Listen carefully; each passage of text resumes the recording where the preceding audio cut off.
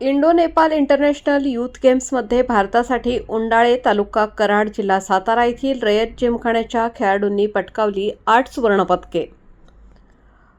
नेपाळ येथे दिनांक 20 ते 24 डिसेंबर रोजी पार पडलेल्या इंडो नेपाल यूथ गेम्समध्ये उंडाळे तालुका कराड येथील रयत जिमखान्याच्या प्रमोद पाटील, रुचिरा पाटील व अभिराज काळे यांनी अनुक्रमे 83 किलो व 105 किलो वजनी गटात पॉवर लिफ्टिंग व वेट लिफ्टिंगमध्ये प्रत्येकी 2 सुवर्णपदके पटकावली आहेत।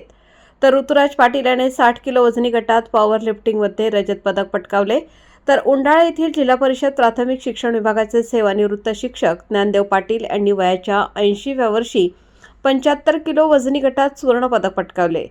वयाच्या 80व्या वर्षी आंतरराष्ट्रीय स्पर्धेमध्ये सुवर्ण पदक पटकावणारे ज्ञानदेव पाटील हे सातारा जिल्ह्यातील नव्हे तर महाराष्ट्रातील पहिलेच खेळाडू ठरले आहेत।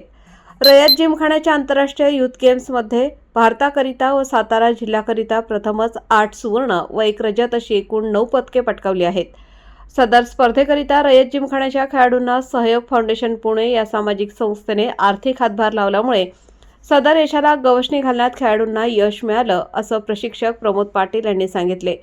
तसेच वयाच्या 80व्या वर्षी आंतरराष्ट्रीय स्तरावर सुवर्णपदक पटकावणाऱ्या ज्ञानदेव पाटील यांचा आदर्श व्यसनाधीन व मोबाईलच्या आहारी गेलेल्या तरुण पिढीने घ्यावा असे देखील प्रमोद पाटील यांनी सांगितले। अभिराज काळे व ऋतुराज पाटील हे दादा उंडालकर विद्यालयाचे विद्यार्थी आहेत, तर रुचिरा पाटील ही सद्गुरू गाडगे महाराज विद्यालय कराडची विद्यार्थिनी आहे। सदर स्पर्धेचे पदक वितरण इंडो नेपाल यूथ गेम्सचे अध्यक्ष रोहित गुज्जर, सदस्य राधेश्याम आर्यन पहलवान यांच्या हस्ते पार पडले।